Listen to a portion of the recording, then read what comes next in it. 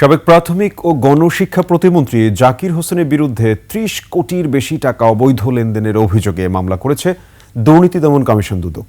এছাড়া মহিলা ও শিশু বিষয়ক মন্ত্রণালয়ের সাবেক প্রতিমন্ত্রী মেহের আফরোজ চুমকির বিরুদ্ধে ২২ কোটির বেশি টাকা মানি লন্ডারিং মামলা হয়েছে বলে জানান দুদকের মহাপরিচালক আক্তার হোসেন।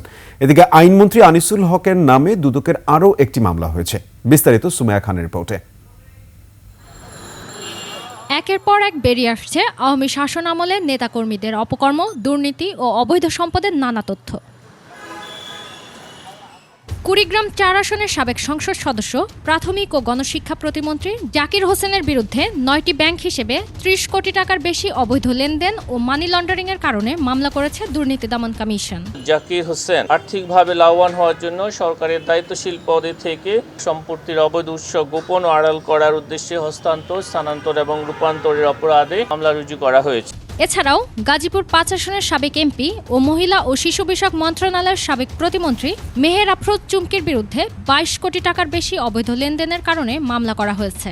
মেঘনা গ্রুপ অফ ইন্ডাস্ট্রিজ, বাংলাদেশের অগ্রযাত্রায়, মানুষের আস্থায়।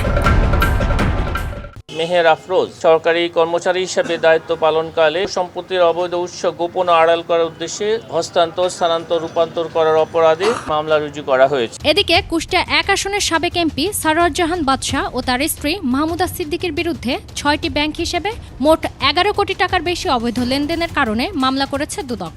সাবেক আইনমন্ত্রী আনিসুল হকের বিরুদ্ধে ২৯টি ব্যাংক হিসেবে মোট ৩১৬ কোটি টাকার বেশি দুর্নীতি ও মানি লন্ডারিং এর আরও একটি মামলা হয়েছে। সারোয়ারজাহান মাহমুদা সিদ্দিক অসৎ উদ্দেশ্যে নিঃস্বার্থে আর্থিকভাবে লাভবান হওয়ার জন্য পরস্পর যোগসাজশে সম্পদ অর্জন করার অপরাধে তিনি ও তার স্বামীর বিরুদ্ধে মামলা রুজু করা হয়েছে। এদিকে দুর্নীতির দায়ে গণপূর্তের উচ্চমান সহকারী তৈয়বুর রহমানকে গ্রেপ্তার করেছে দুর্নীতি দমন কমিশন। সুমাইয়া খান, ২১ টেলিভিশন, ঢাকা।